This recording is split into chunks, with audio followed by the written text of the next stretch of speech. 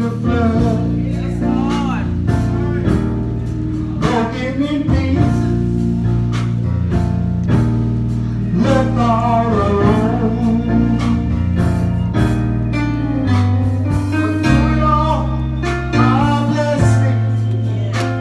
And through it all, God kept me. And I still have a praise inside of me.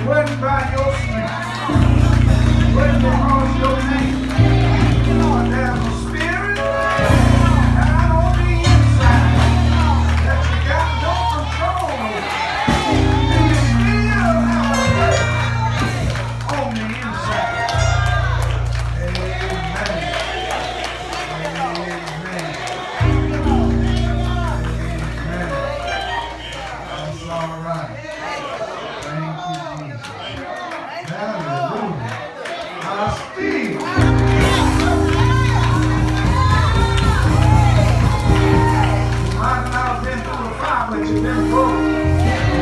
You might not have been through a fire, but you've been sick.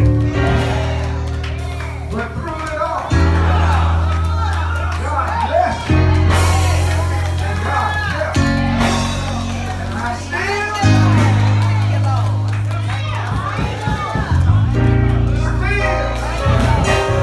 have a praise.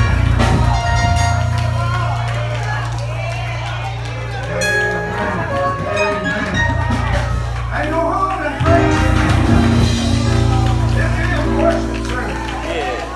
And whatever he's working to you, if it's in your mouth, you ought to say thank you, God. If it's been bread on your face, you ought to say good morning, Lord. Whatever you've been doing, you ought to have a praise on.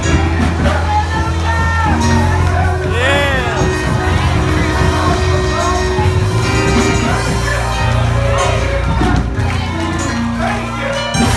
You've been good to us. Thank you. When I couldn't bring myself, oh, you were right there.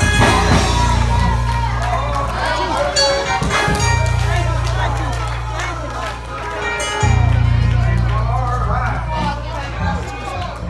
Still have a praise on the inside. Yeah. Yeah. Yeah. Sometimes say I can't control it. Cause it's down on the inside. But if it's on the inside, it's gonna come out.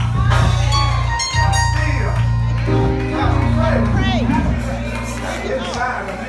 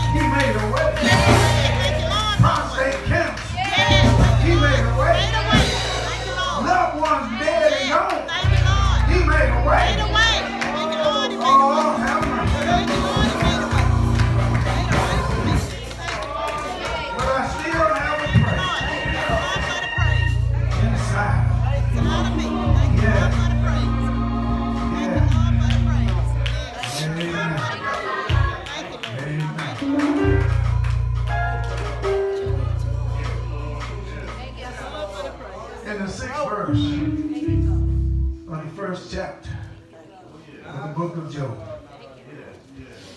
The 6th verse of the 1st chapter in the book of Job.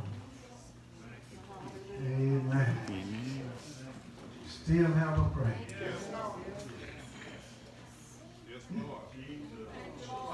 Yeah.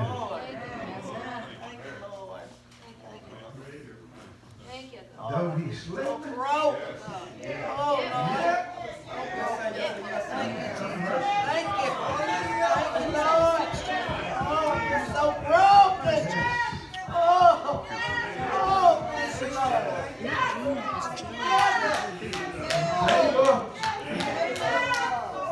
He's able. Yes, he is able. Yes, he is able. Thank you, Lord, he's able.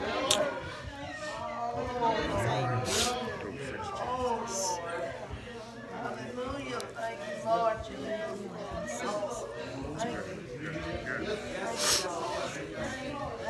There in that 6th verse. Now there was a day when the sons of God came to present themselves before the Lord. And Satan came also among them. Amen. Some of you don't know.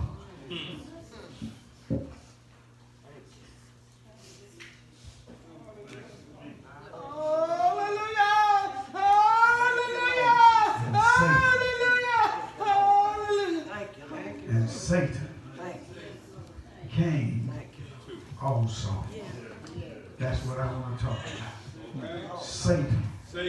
came also. Amen. Have you prepared, thank you, Usher, to go into the world with your best foot forward, only to learn that the devil came along with you?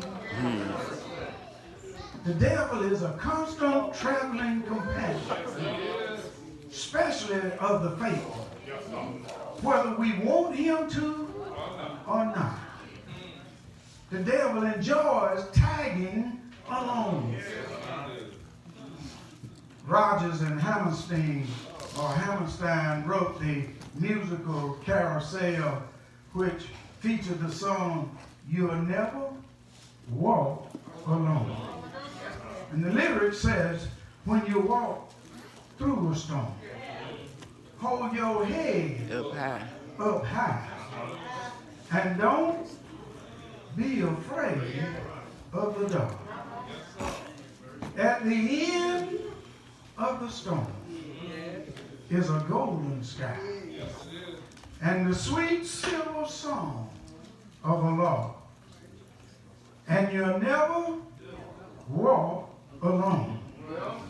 You will never walk alone. So when the devil tags along, the devil changes our perception of life and aggravates our fear. The devil continually pushes us to think negatively and to act unwisely. So in effect, he changes what we think, changes what we do, and changes what we say.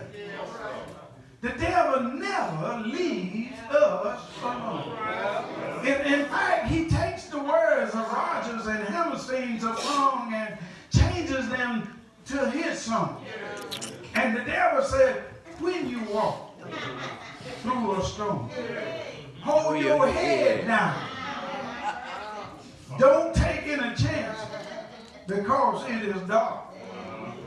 There is nothing but failure at the end of your journey and no golden sky. See, if you drive, it's like the devil sits in the passenger seat telling you that you're going to have a wreck. He doesn't mean you're any good. If you play on a team, he tells you that your team cannot win. If you try to climb up, he tells you that you will fall. And if you decide that you're going to succeed, he tells you that you will fail. No matter where you go, the devil shows up. And when he shows up, he often makes you the object of all of his action. He's targeting you for all of his antics. It's like he paints a bullseye on your life, and the world just takes aim at you. When that happens, you notice that things go right for everyone else, but they go wrong for you. And that's when you notice that trouble seems to find your address. Trouble seems to locate you despite your best intention of staying out of trouble's way. But the devil never leaves us alone. It seems as though we are always ducking and dodging some kind of trouble. And it seems that it's directed especially at us. The devil is waiting for an opportunity to destroy your home, your marriage, your relationship, your business, your character, or even your dream. No matter where you go, no matter what you do, the devil goes too. And that's why it's important for believers to hold fast to the promises of God. One of which says, and lo, I am with you, even to the end of the world. means that we put Christ in the driver's seat and we take the passenger seat. And if the devil tags along, and he will, he'll be a backseat driver that will be ignored because our life will be guided by our faith in Jesus. So as Christians, we know that the Savior has promised never to leave us alone. So we should trust him, listen to him, and let him guide us through every mountain and every valley of life. Our joys and our sadness. See, our text considers how Satan interfered in the affairs of a godly man and caused him considerable difficulties that were eventually reversed by the grace of God. Job is described as a righteous man. Job lived in the land of Nod. He was the subject of a trial of faith. And God allowed Satan. Maybe some of you missed that, but God allowed Satan to test the strength of Job's faith by removing all of the comfort that sustained Job's life. So as Satan moved, tragedy struck Job's family. Members of his family were killed. His vast fortune, invested in cattle and huge herds, was stolen by bandits. And almost overnight, his entire financial situation changed to the point that he was no longer wealthy, but bordered on poverty. Still, however, he refused to curse God or to forsake God. See, Satan's second attack infected Job's body with boils. Job physically deteriorated to the point that his entire life was so painful that he wished himself dead. And throughout his various trials, the Bible says Job refused to yield to the devil. And Job 1:22 says, in all of this, Job sinned not. In the end, Job's faith was rewarded. And his end was better than his beginning. The text reminds us of the words of Matthew Henry, who said, there is an evil spirit who's the enemy of God and the enemy of all righteousness, who is continually seeking to distress, to lead astray, and if possible, to destroy those who love God. From the text, we learn that no matter how good we try to be or where we try to go, Satan comes also. And in the text, Satan shows up in heaven. We also learn from this text that God will not utterly forsake the righteous in their trial. For Psalms 37, number and the 25th verse says, I have been young, and now am old, yet have I not seen the righteous forsaken, nor his seed begging bread. And then thirdly, we learn that if God permits Satan to test you, he will deliver you from Satan's hands. The last truth is that God is not the cause of trouble in your life, but it is the attacks of Satan. But it is God who works things out to our good if we remain faithful during our trial. Because we know that Satan is always present. Believers are forewarned to keep our shields up and stay prayed up to The key passage for every believer to remember is James, the 4th chapter and the 7th verse, where it says, submit yourselves therefore to God. Resist the devil, and he will flee from you. See, always make it your goal to do God's will, and the devil will leave you alone. See, believers who are climbing the success ladder must be ever vigilant, because Satan climbs with you and is constantly pushing you to become selfish in your motive. See, the devil pushes us to promote ourselves in many ways. He urges us to do things so that we can receive personal pleasure.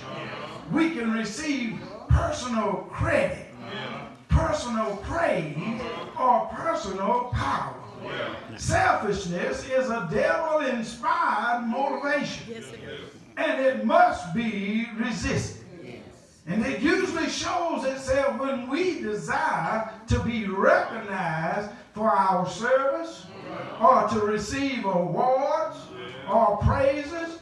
And it's a point when we get there, we should ask ourselves, I serve just as much as the other fellow. But some of us ask, why wasn't my name called? We serve, and we should ask the question, why am I doing what I am doing? What is my motivation?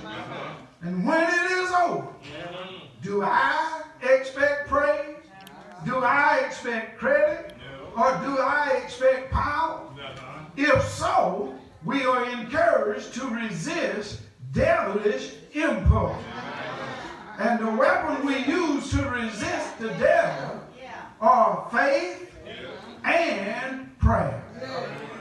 A woman or a man who operates on faith and prayer is able to resist the devil.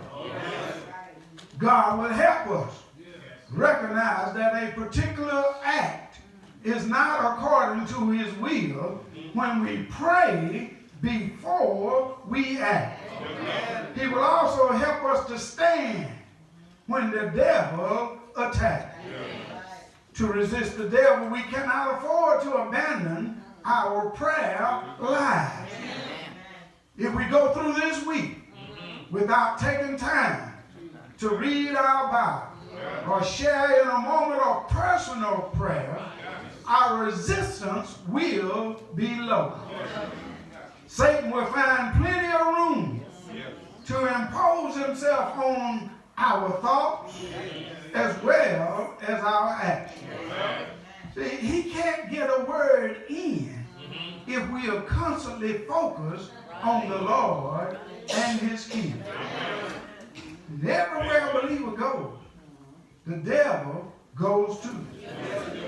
And he's always talking to you. And his talk is never healthy.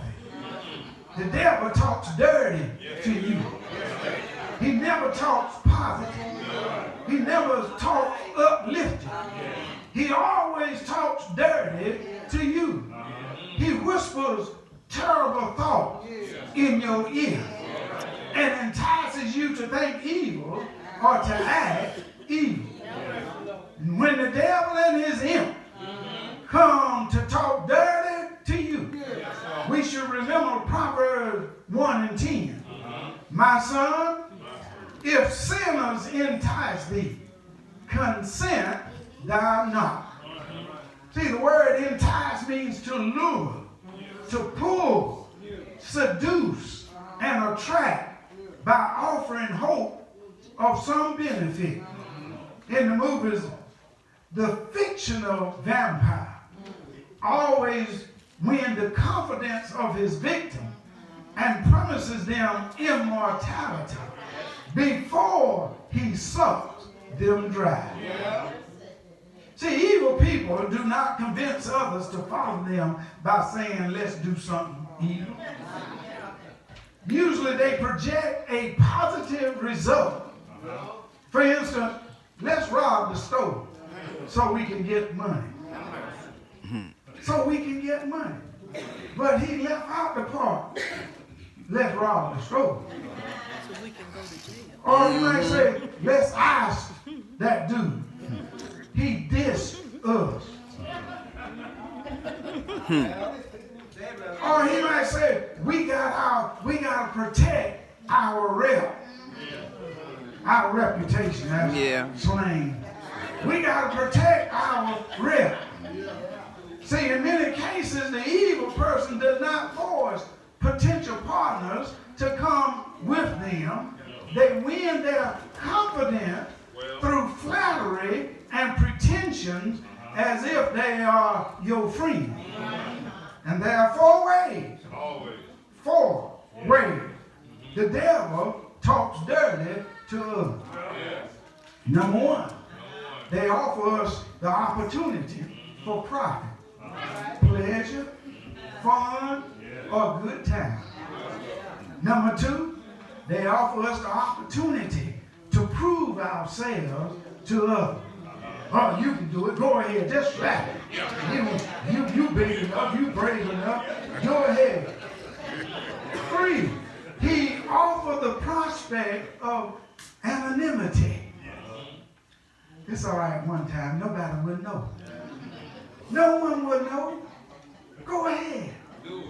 Just one time. No one would know. But God always knows. And then fourthly, the devil said, if it feels good, it must be good. So do it. Do it. It feels good. Do it.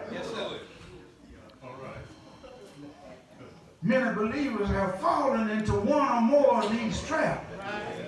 And believers should remember that when the devil talks dirty to us, he has but one goal, and that is to entice the gullible to fall into the hands of the ungodly. But I want you to know it was Job's righteous life that attracted Satan's attention. Job 1:1 says that Job was perfect and righteous. Now, that righteousness caught the devil's attention. Isn't it strange? Every time you try to do good, evil is always present. And that reminds believers that they become targets of the devil whenever they attempt to live a godly life. On the job, at school, at home, or even at church. The devil is watching and waiting for an opportunity to prove that you are not the Christian that you claim to be. Hello, somebody. Yeah. When you claim to be that Christian, and he get on that last nerve, and you want to lay down your religion and give somebody a piece of your mind, it might be the piece you can't get back. It might be the piece that you need. So you might better keep that piece. It might be the only piece you have. But in 1 Peter 5:8, it says the devil is like a hungry lion looking for someone to devour. He's looking for someone to destroy, someone to annihilate. It's almost as if the devil takes aims at us. And he not only fires arrows and bullets or bombs at us, but when we make up in our minds to do right, he's always after us. He doesn't just shoot one shot, but he unloads a series of small things that all seem to happen at one time. We even say if it ain't one thing, it is another. And that's what happened to Job. His children, his wealth, then his health, all hit him at one time. So believers should stay prayed up. Stay on God. Because the more we want to be Christian, the more the devil tempts us otherwise. The devil has one goal, and that is to get us to change. He wants us to change our attitude toward service to God. See, somebody said, we don't need to hurry up and sit down. Well, it's time to go home. It's time to eat. He's already changed your attitude toward service to God. He wants us to change our commitment to live for Him daily. He begins subtly. He influences us to change our hair, change our clothing. The places we go, we change them. The way we talk, and stiffen our resistance to order. And after doing these things, we will look like His followers in appearance. But His final goal is to get us to follow Him outright. And every day, we eat a meal without recognizing God with His grace. Satan smiles. Every day that passes and we do not pray, sometimes during the day, Satan smiles. Every day that we do not continually feed ourselves the Word of God, Satan is happy. Every Sunday worship or every Bible study we miss because we are too busy or too tired or not interested, Satan smiles. He smiles because these are the ways that we continuously work to keep our shields up and keep the devil in the back seat rather than the driver's seat. But finally, my brothers and sisters, before I hold you too long, we got to remember that we can't walk with the Lord and run with the devil at the same time. No matter what we want to do in life, no matter where we want to go, Satan is sure to come. For this text says, even in the presence of God, Satan came also. So we can't stop the devil from tagging along, but we don't have to hold his hand. The late Mary Wells had a song on a Motown label entitled, I Got Two Loves. She said, I got two lovers, and I ain't ashamed. Two lovers, and I love them both the same. See, now many of you have heard the song, and many of you have not. But you know what it means to have two lovers and love them both the same. See, we come to church on Sunday holding on to God with one hand and holding on to the devil with the other hand. And when we come to church, Satan comes also. In one hand, we have communion wine for God to see. But in the other hand, we got a tall glass of Hennessy. All right. See, I go to church on Sunday with the Bible in my hand. But the devil says, since you're going, you got to dress to get somebody else's man. You raise your hand to confess how you've been blessed. But before you can speak, the devil is showing you that woman's dress. All right, now. Mary Wells said, I got two lovers, and I love them both the same. But I want you to know, William Bell says trying to love two It's hard to do. is hard to do. Go ahead, that's right. Y'all act like you ain't been there, but I ain't there. All right. Some of you were there with me. So now y'all might as well just come on.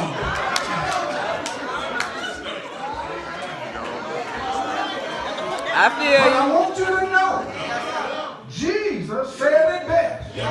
In Matthew, the 6th chapter, and the 24th verse, he said, no man can serve two masters. That's For right. either he will hate one And and love the other, or else he will hold to one and despise the other.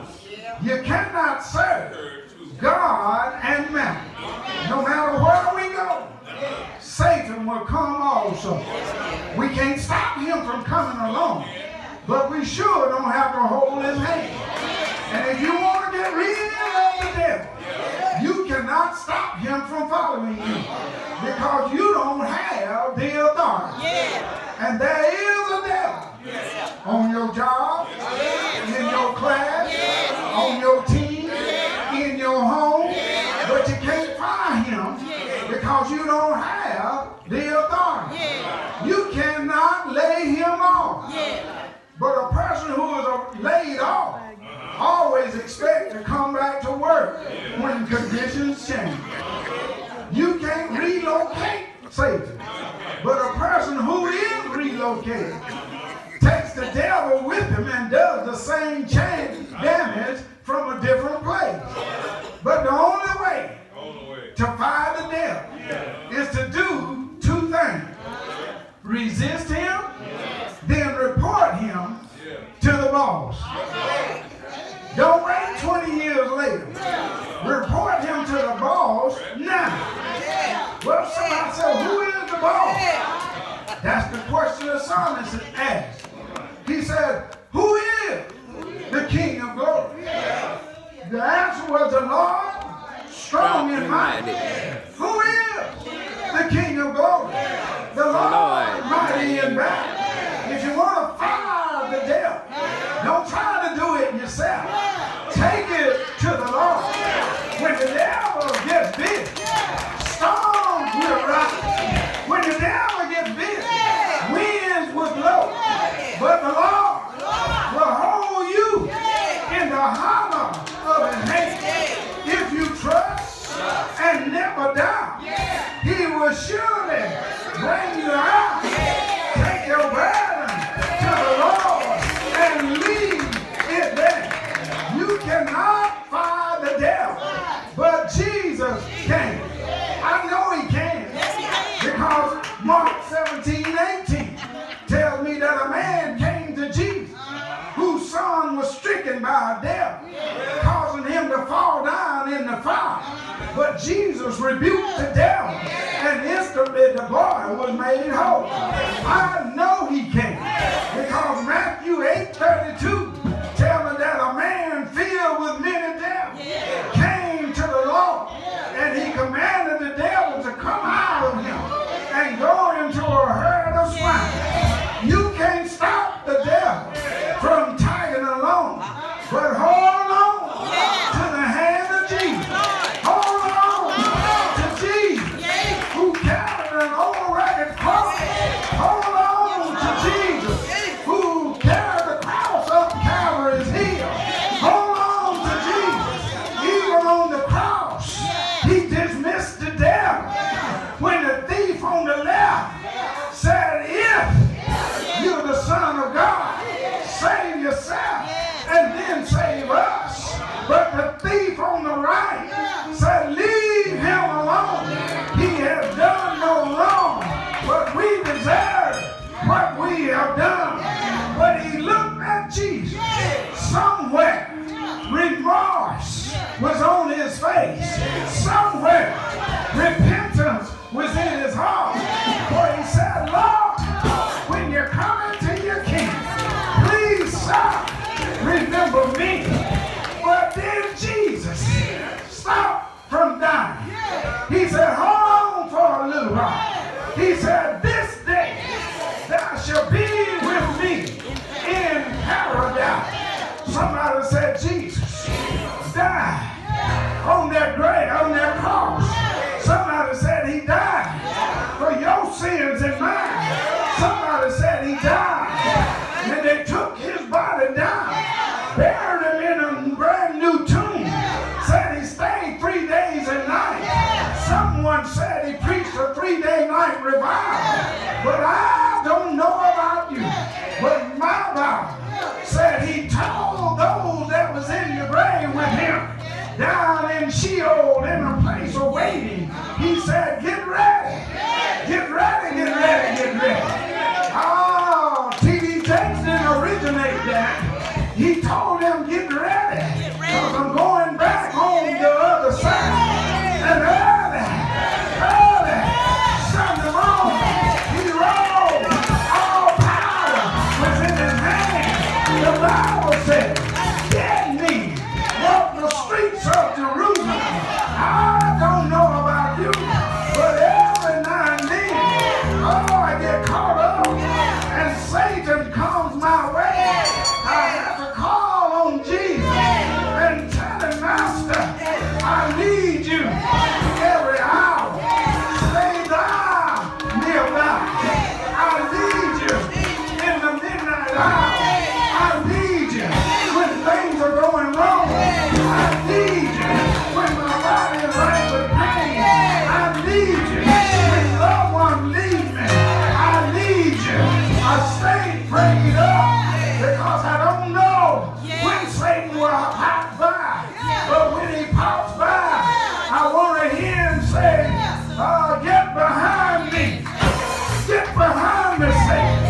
And I want him to leave me alone. But Jesus come and said, take my hand. And he said, everything will be all right. Do you know it? Has he been good to you? He's all right, I tell you. He's great in a stormy land. He's a way out of trouble. He's all right, I tell you. He'll make a way. Out of your way. Thank God. Thank God. Thank God for Jesus. Amen. The choir prepares to sing. If there's one out of the organization, if there's one who wishes to unite with this fellowship of baptized believers, we call it joining the church. But let me admonish you to join Jesus, for he will make a way out of no way. Shall we stand? The doors of our Father's